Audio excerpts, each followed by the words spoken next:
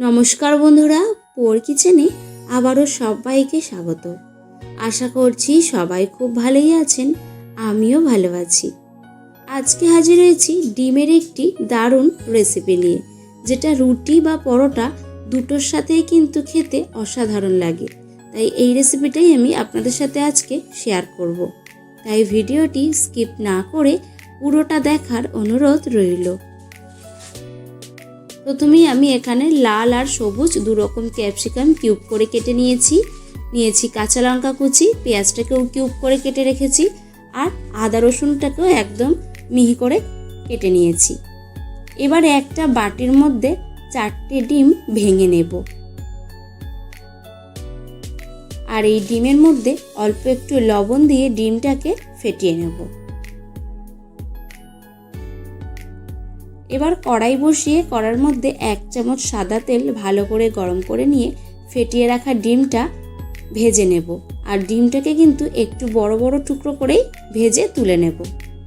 এখানে একটা কথা বলে রাখি, আমার চ্যানেলের এই রান্নাগুলো যদি আপনাদের ভালো লেগে থাকে তাহলে লাইক, কমেন্ট আর শেয়ার করে দেবেন।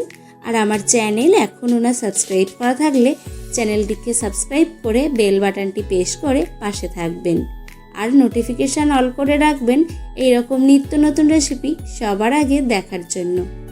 ডিম ভেজে তুলে নিয়েছি। ওই কড়াইতেই আরও 1 চামচ সাদা তেল গরম করে নিলাম, আর প্রথমেই দিয়ে দিলাম আদা রসুন কুচিটাকে।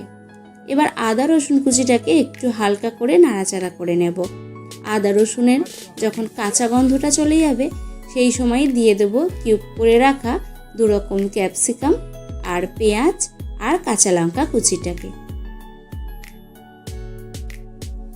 এবারে এই সব কিছু একটু হালকা করে সতে করে নিতে হবে। বাড়িতে অবশ্যই এইভাবে একবার ডিমের এই রেসিপিটা বানিয়ে দেখবেন রুটি বা পরোটা দুটোর সাথেই খেতে কিন্তু অসাধারণ লাগছে, আর বাড়ির ছোট থেকে বড় সবাইরই ভীষণই ভালো লাগবে।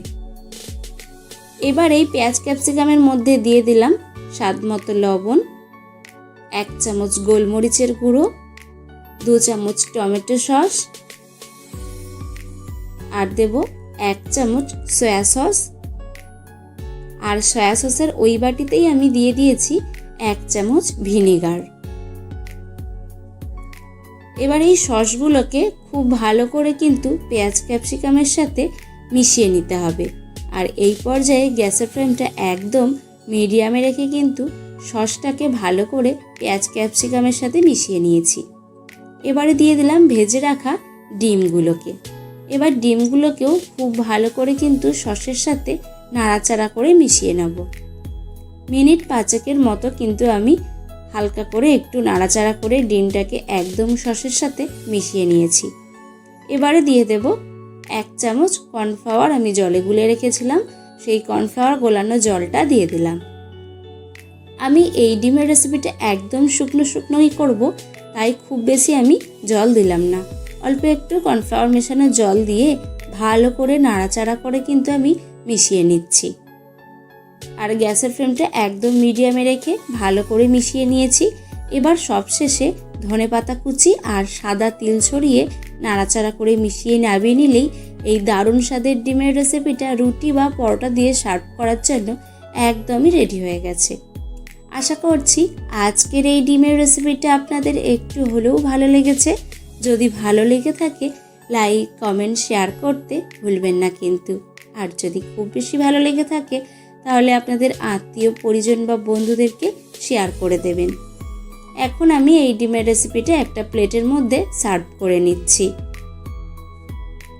এবার ঝটপট রুটি বা পরোটা দিয়ে খেয়ে দেখুন, আশা করছি সবারই ভালো লাগবে। আজ এখানেই শেষ করছি, দেখা হচ্ছে অন্য কোনো রেসিপিতে। ভালো থাকবেন, সুস্থ থাকবেন, আর পোর কিচেনের সাথেই থাকবেন।